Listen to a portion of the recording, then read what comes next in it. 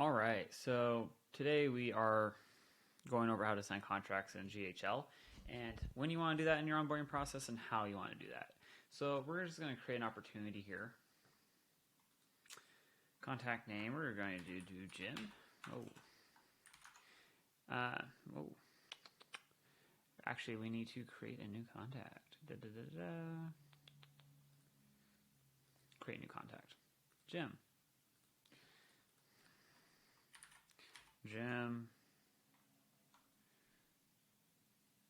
And last name is going to be Halpert because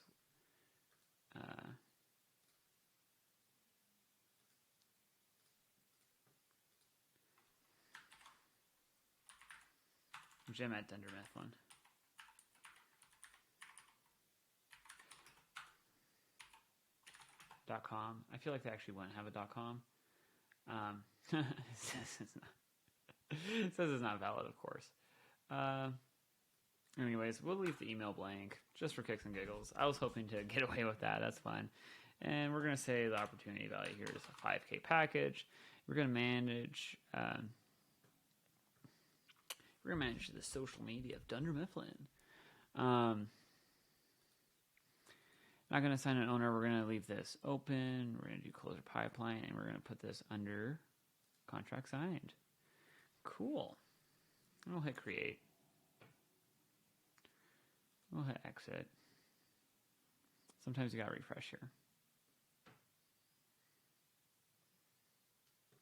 We have Jim Halpert showing up with the contract value, and you're like, okay, great. I have this deal in my pipeline that I just need to get him a contract signed. So what we do, and just to go over this real quick, I highly recommend you use GHL. I've used what used to be HelloSign, now it's DropSign. I've used DocuSign. We've used Honeybook. We've used just a number of different ones. We've integrated those with Salesforce. We've tried to integrate those with like Pipedrive. Again, GHL a couple months ago rolled out this new feature. It is by far the best way to handle contracts that I've ever seen. It's super easy. Like it ties it to like the contact and the opportunity. They're easy to find. They're easy to search for. They're easy to send. It's all in the same system. You don't have to download the PDF, send it over here. You don't have to deal with weird integrations. Just simply put, it's pretty phenomenal. So come over here to payments, and you're going to go to documents, and we're going to go to all documents and contracts.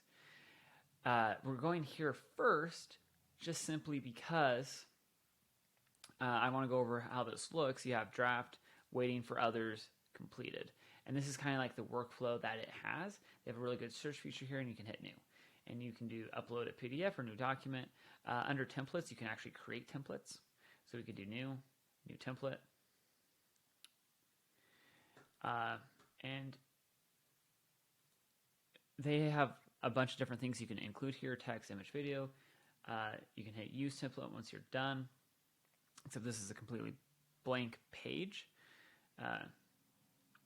So I did not want to do this. We're going to go back. Here under new template, we're actually going to edit this. And just to go over kind of how to... Mercy. Was on the wrong page to edit it. So new template, this is going to be, let's say your social media manager. SMM, and you're doing a 6-month template, kind of like on our other video, or a 6-month agreement, And I'm going to do this super basic here. I'm just going to throw some text in. I'm going to say like terms and conditions. Also, this is not legal advice. And I'm literally just going to say on this, like, you owe me 5K per month for 6 months. When it comes to actually like doing the legalities of this, I cannot recommend more going and talking to a lawyer and having them write up documents for you. It will save you tons of time, tons of money, tons of everything. You can get templates on the internet. Again, consult with a lawyer because you know, they're kind of boilerplate templates, like, and especially if you're doing like social media management or online coaching, there's like tons of those out there, but it might not be specific to your program, what your program includes. It might not cover all of your bases like you wanted to. But we just add our text in. This is where you'd add in. So like if your lawyer got a PDF, you could also use a PDF and just add the signatures to it. But down here, I'm just going to add a signature in. And I'm going to say, and I'm going to have down here, I'm going to have, oh, I don't think I want that one. Let's hit plus again. Yeah, I do want that one, I guess. Oh man, this is in the way. Why can't I edit that? That's being so weird. Did I click on the wrong thing? Yeah. We're going to get rid of the heading, and we're just going to keep this here. And we're just going to go like company signature. Oh gosh. Can't spell to save my life. Move this down a little bit, move this up, and then we're going to add another text box right down here. Add this one, move that down. Oh, why is that not coming down? So we're just going to add a little space to that because it's not wanting to have space, and we're going to delete that, and we're going to do client signature. Let's see if I spelled that one right. And then we'll add in our other signature right here. Again, this is like super easy, super basic. I'm going to assign this one to me. To be signed by, and you can assign this to other people as well. Since I'm in here under the contact, I'm going to have Soren Laney, or well, I assigned that incorrectly, actually. Mercy. No, I want this one to be signed by me. I want this one to be signed by, I want this one to be signed by me. Gosh, it won't let me. That was rude. Boom. And we'll hit save. And then we'll hit use template.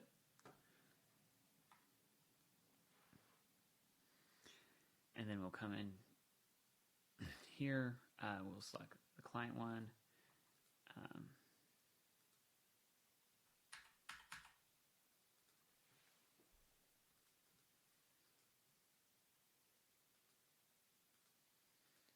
What is going on there?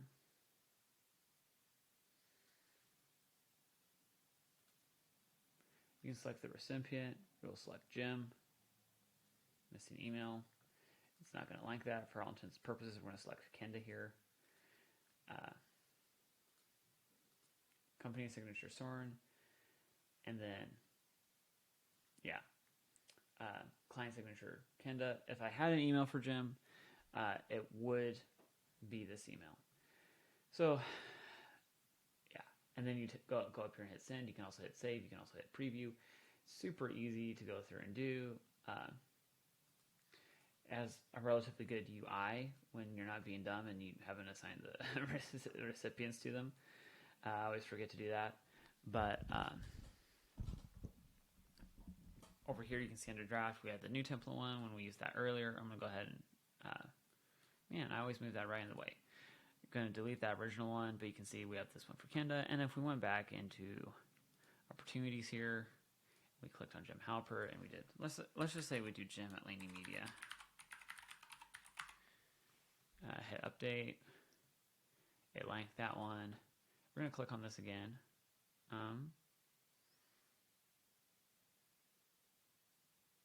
Hit exit. We're going to go back down.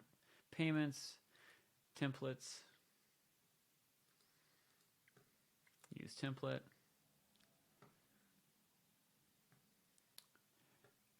Over here, we'll click recipients again, and instead of doing Kenda, primary client will be Jim. Client signature, company signature will be Soren Laney. This will be emailed to both of them. I could hit save, I could hit send. Boom.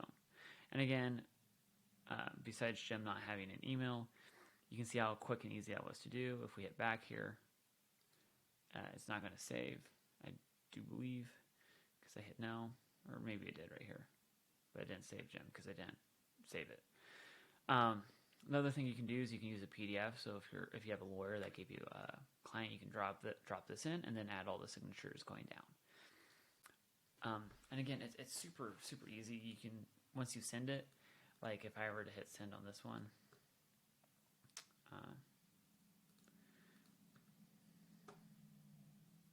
I'll hit send via email. And you can also do a shareable link. So if you're like on a sales call, it's super easy that you can actually utilize this to do it live and just drop the link in the chat. But you can see waiting for others, and then once it's completed, it shows up here. And again, if we want to like search for stuff, if we want to search for like that contract that we did with Kenda, of course it won't show up. Under draft, there's none. But under Kenda, boom. And you can like select start dates, you can select end dates, and you can see time to close the deal. There's none under Kenda for draft, but we have Jim here. So when you have tons of contracts, and you're like, Soren, obviously you only have one contract there, but like when you have hundreds of contracts in there, it makes it really easy. And you can also you have access to invoices here, orders, payment links, all of that other information. We'll go over all that in other videos, but it's really phenomenal. Going back to when should you send the contract, typically I go in the process of, get a yes from them, so they're sold, collect payment from them, so they've paid, and then typically I do onboard and then send contract. And or sometimes I'll send the contract and then onboard, but I don't necessarily require them to be signed. The really important thing here is you have someone on your team or an SOP to watch the contracts you're waiting for, and if they haven't signed in weeks, just say, hey, we need to get that contract signed. If not, you can pull them from your modules if you're doing coaching or another service that has an access to a portal.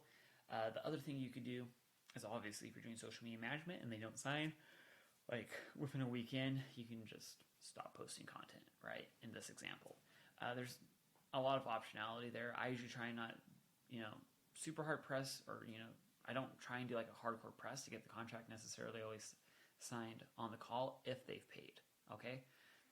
Obviously contracts, dot your I's, cross your T's, but sometimes they need to read over it, sometimes they need a day. It's cool. And 99% of the time, you're not going to have any problems. People will disagree with me on that. I get it. I understand it. If you don't want to, and we've done it in the past where we've signed the contract and then we've taken payment. But I've just found the sales process goes a little bit smoother doing it this way. Again, you can play around with it, see how you like to do it. But this is just our current process. This is what we found that works really well. It's kind of similar to what a lot of other businesses I've seen do as well that are in the online space. So with that being said, that's it for signing contracts. And again, just to emphasize, talk to a lawyer. Talking to a lawyer, typically, even though it costs you money, it usually ends up saving you a lot more money in the long run. And as always, if this video provided any value, please hit the subscribe button.